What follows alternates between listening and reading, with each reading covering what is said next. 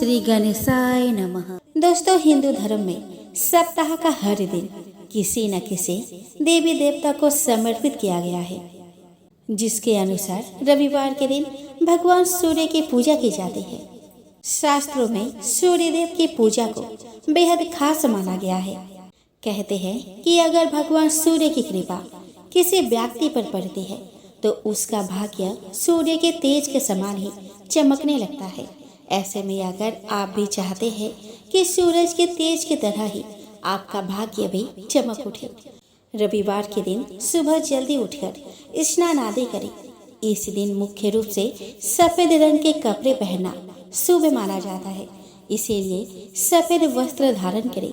इसके बाद एक लोटे में जल लेकर उसमें रोली, लाल फूल, अक्षत, चीनी, चंदन आदि मिलाए तैयार किए गए जल का अर्घ्य सूर्य देव को अर्पित करें और रविवार के व्रत का संकल्प लें। अब सूर्य देव की पूजा के लिए एक चौकी स्थापित करें। चौकी पर लाल रंग का कपड़ा बिछाकर इस पर भगवान सूर्य की तस्वीर स्थापित करें। अब सूर्य देव को रोली, अक्षत, सुपारी, फूल आदि चीजें अर्पित करें। सूर्य देव के समीप घी का दीपक और धूप जलाए भगवान सूर्य को भोग के रूप में फल और मिठाई अर्पित करें। अब रविवार व्रत कथा पढ़े या सुने और आखिर में सूर्य देव की आरती जरूर करें, तभी यह व्रत सफल माना जाएगा। दोस्तों, हिंदू धर्म में सावन की तरह भादो महीने का भी विशेष महत्व है। जैसे सावन में सोमवार की महत्ता है, वैसे ही भादो के रविवार का भी बड़ा महत्व होता है। मान्यता है कि इस महीने भगवान विष्णु अपनी नींद पूरी करने के बाद जग जाते हैं। यही वजह है कि इस पूरे महीने रविवार को सूर्य और भगवान विष्णु की पूजा करने से साधक को विशेष फल की प्राप्ति होती है।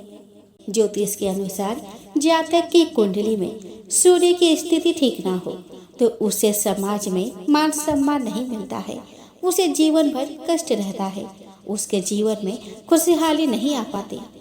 यही वजह है कि रविवार के दिन कुछ खास कार्य नहीं करने की सलाह दी जाती है। खास तौर से भादों के रविवार को यह काम बिल्कुल नहीं करने चाहिए।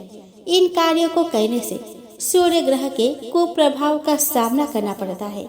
इसीलिए रविवार के दिन कुछ बातों का ध्यान रखने से सूर्य देव की सदैव कृपा बनी रह सकती है।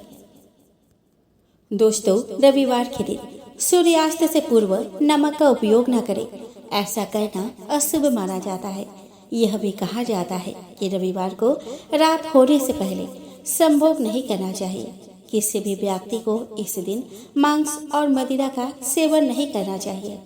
आमतौर पर लोग रविवार को ही बाल कटाते हैं, लेकिन ऐसी मान्यता है कि रविवार को बाल कटाने से सूर्य कमजोर होता है।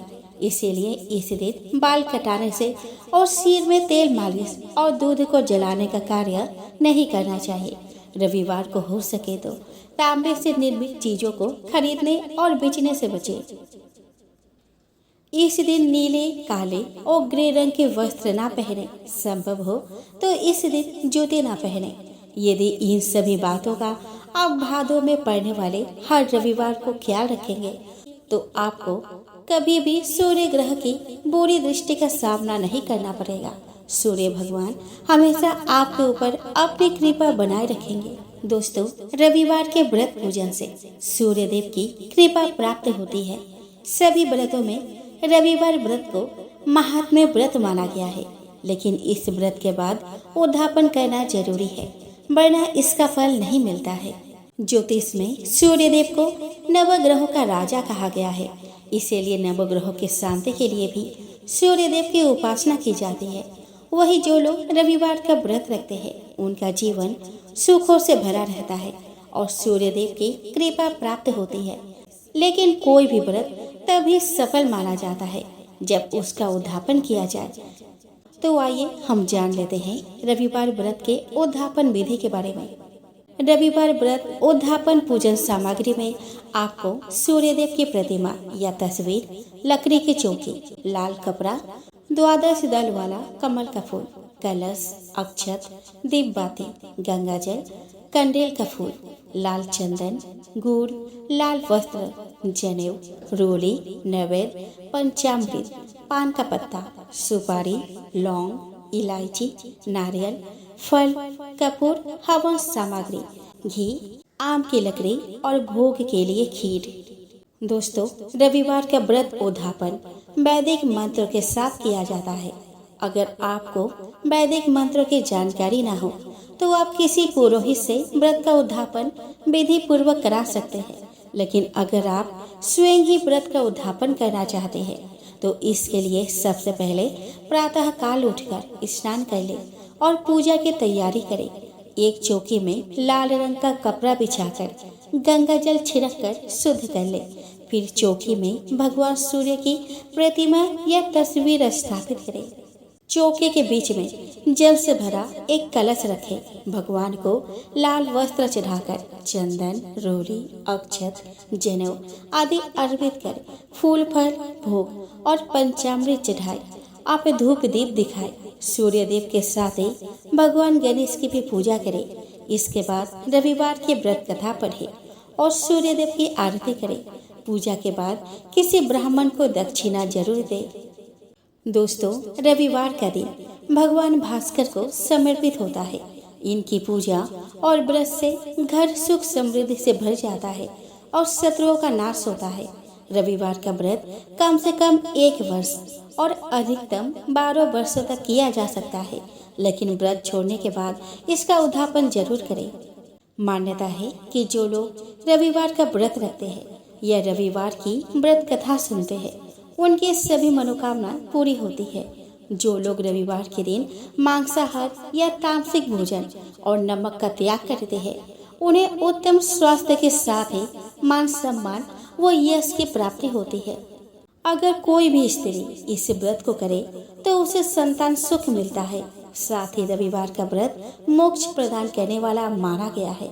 रविवार व्रत से सूर्य ग्रह के अशुभ प्रभाव कम होते हैं और कुंडली में सूर्य की स्थिति मजबूत होती है। रविवार व्रत से चर्म रोग, नेत्र रोग और कुष्ठ रोग का समस्या भी दूर होती है। आइए दोस्तों, अब हम श्रवण करें रविवार व्रत की पौराणिक कथा। दोस्तों, रविवार व्रत की पौराणिक कथा के अनुसार प्राचीन काल में एक बुढ़िया रहती थी। वह नियमित रूप से रविवार का व्रत करती थी। रविवार के दिन सूर्य उदय से पहले उठकर बुढ़िया स्नान आदि से निवृत्त होकर आंगन को गोबर से लीपकर स्वच्छ करती। उसके बाद सूर्य भगवान की पूजा करते हुए रविवार व्रत कथा सुनकर सूर्य भगवान का भोग लगाकर दिन में एक समय भोजन करती थी। सूर्य भगवान की अनुकंपा से बुढ़िया को किसी प्रकार की चिंता एवं कष्ट नहीं था। धीरे धीरे उसका घर धन धान्य से भर रहा था। उस बुढ़िया को सुखी होते देख उसके पड़ोसन उससे जलने लगे।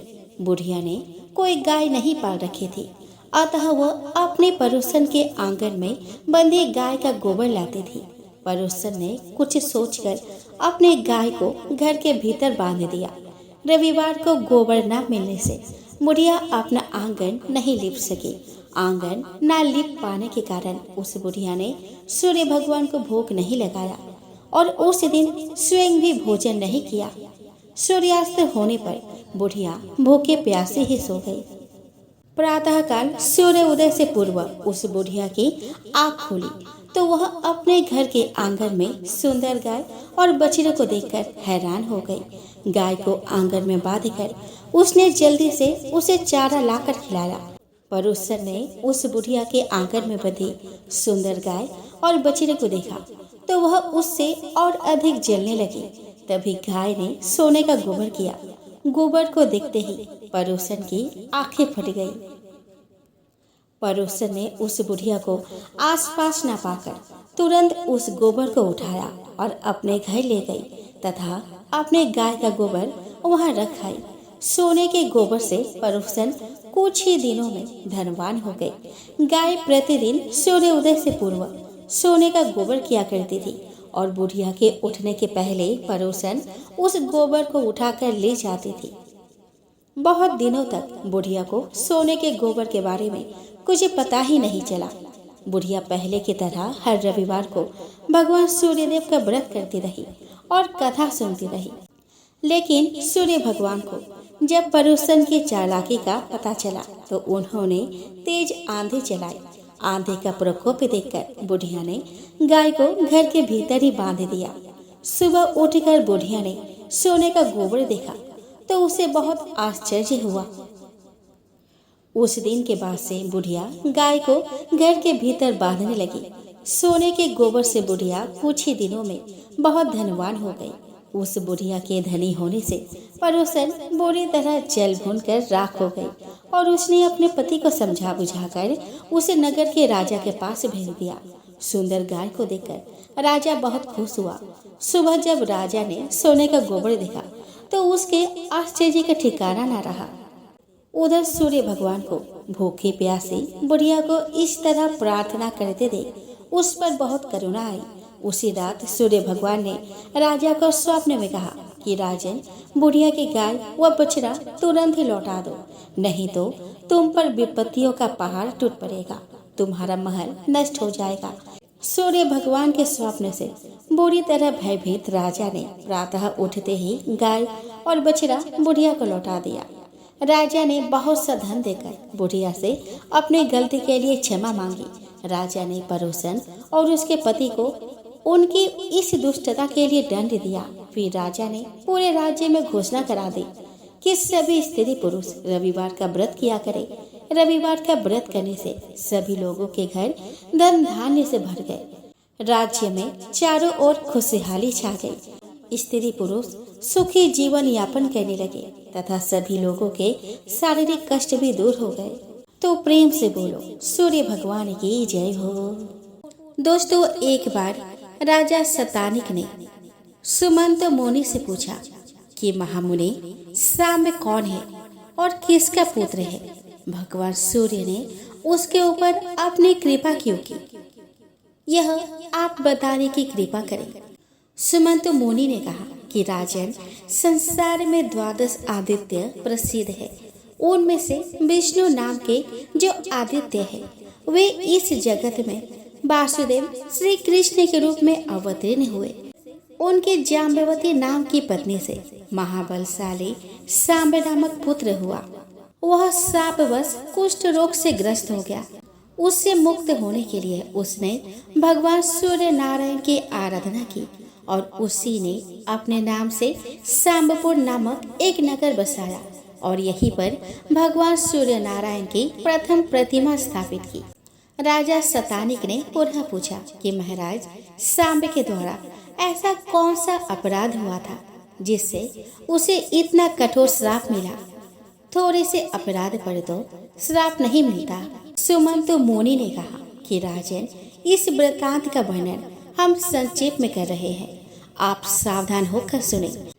एक समय रुद्र के अवतार भूत दुर्वासा मुनि तीनों लोकों में विचरण करते हुए द्वारकापुरी में आए, परंतु पीले पीले नेत्रों से युक्त कृष शरीर अत्यंत विकृत रूप वाले दुर्वासा को देखकर सांब अपने सुंदर स्वरूप के अहंकार में आकर उनके देखने, चलने और चेष्टाओं की नकल करने लगे। उनके मुख के समान अपना ही विकृत रूप बनाकर उन्हीं के भांति चलने लगे। यह देखकर और सांब को रूप तथा यौवन का अत्यंत अभिमान है, यह समझकर दुर्वासा मुनि को अत्यधिक क्रोध आया। वे क्रोध से कांपते हुए यह कह उठे कि सांब, मुझे कुरूप और अपने को अति रूप संपन्न मानकर तूने मेरा परिहास किया है।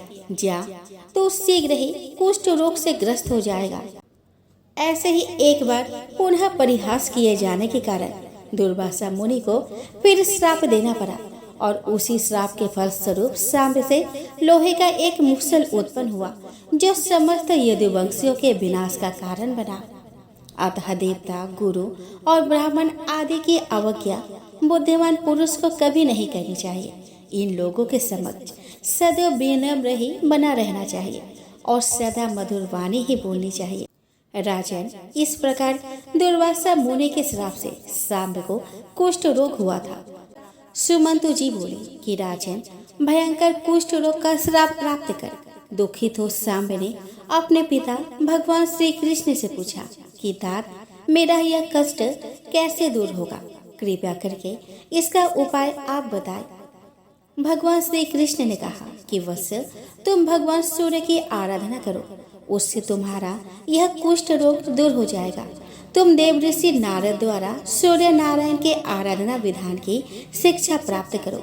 वे प्रसन्न होकर तुम्हें विस्तार से उनकी आराधना का विधान बतलाएंगे। एक दिन नारद जी द्वारकापुरी में भगवान श्री कृष्ण का दर्शन करने के लिए आए। उसी समय सांब ने अत्यंत विनम्र भाव से जाकर उन्हें प्रणाम किया और हाथ जोड़कर प्रार्थना की कि महामुनि, मैं आपकी शरण में हूँ। आप मेरे ऊपर कृपा कर कोई ऐसा उपाय बताएं जिससे मेरा शरीर कुष्ठ रोग से मुक्त हो सके और मेरा कष्ट दूर हो जाए। नारद जी ने कहा कि सांब, सभी देव जिनकी स्तुति करते हैं उन्हीं का तुम भी पूजन करो। उन्हीं की कृपा से तुम रोग से मुक्त हो जाओगे। सांब ने पूछा कि महाराज, देवगण किसका पूजन और स्तवन करते हैं? आप ही उसे भी बताएं जिससे मैं उनकी शरण में जा सकूं। यह सापाग्नि मुझे दग्ध कर रही है। ऐसे कौन देवता है जो कृपा करके मुझे इस विपत्ति से मुक्त करा सकेंगे? नारद जी ने कहा कि पुत्र, समस्त देवताओं के पूज्य, नमस्कार करने योग्य और निरंतर स्तुत्य भगवान सूर्य नारायण ही है। तुम उनके प्रभाव को सुनो। नारद जी ने कहा कि तुम सूर्य नारायण की आराधना करो। उनके प्रभाव से तुम्हारे कुष्ठ रोग का अंत होगा। तदंतर सांब ने भगवान सूर्य नारायण की आराधना करके पुनः अपने सुंदर रूप तथा आरोग्य को प्राप्त किया और अपने नाम का सांबपुर नामक एक नगर बसाकर उसमें भगवान सूर्य को प्रतिस्थापित किया। आइए दोस्तों, अब हम श्रवण करें रविवार की आरती। कहूँ लगी आरती दास करेंगे, सकल जगत जाकी ज्योति विराजे। कहूँ लगी आरती दास करेंगे, सात समुद्र जाके चरण अवसे। कहा भयो जल कुंभ भरी हो रहा, सात समुद्र जाके चरण अवसे। कहा भयो जल कुंभ भरे हो रहा, सकल जगत जाके ज्योति विराजे। कहूँ लगी आरती दास करेंगे, कोटि भरू जाके नख की शोभा। कहा भयो मंदिर दीप धरी हो रहा, कोटि भरू जाके नख की शोभा। कहाँ भयो मंदिर दीप धरे हो रहा, सकल जगत जाके ज्योति विराजे। कहूँ लगी आरती दास करेंगे, भार 18 राम बलि जाके। कहा भयो सिर पुष्प धरे हो राम, भार 18 राम बलि जाके। कहा भयो सिर पुष्प धरे हो राम, सकल जगत जाके ज्योति विराजे। कहूँ लगी आरती दास करेंगे, छप्पर भोग जाके प्रतिदिन लागे। कहा भयो निवद धरे हो राम, छप्पन भोग जाके प्रतिदिन लागे। कहा भयो निवद धरे हो राम, सकल जगत जाके ज्योति विराजे। कहू लगे आरती दास करेंगे। अमित कोटि जाके बाजा बाजे, कहा भयो जन कार करे होरा। अमित कोटि जाके बाजा बाजे, कहा भयो जन कार करे होरा। सकल जगत जाके ज्योति विराजे, कहू लगे आरती दास करेंगे। चार वेद जाके मुख की शोभा, कहा भयो ब्रह्म वेद पढ़ी होरा। चार वेद जाके मुख की शोभा, कहा भयो ब्रह्म वेद पढ़ी होरा। सकल जगत जाके ज्योति विराजे, कहू लगे आरती दास करेंगे। शिव सनकादिक आदि ब्रह्मादिक, नारद मुनि जाको ध्यान धरि होरा। शिव सनकादिक आदि ब्रह्मादिक, नारद मुनि जाको ध्यान धरि होरा। सकल जगत जाके ज्योति विराजे, कहू लगे आरती दास करेंगे। हिम मंदार जाके पवन झकोरे, कहा भयो शिव चवर ढूढ़े होरा। हिम मंदार जाके पवन झकोरे, कहा भयो शिव चवर ढूढ़े होरा। सकल जगत जाके ज्योति विराजे, कहू लगे आरती दास करेंगे।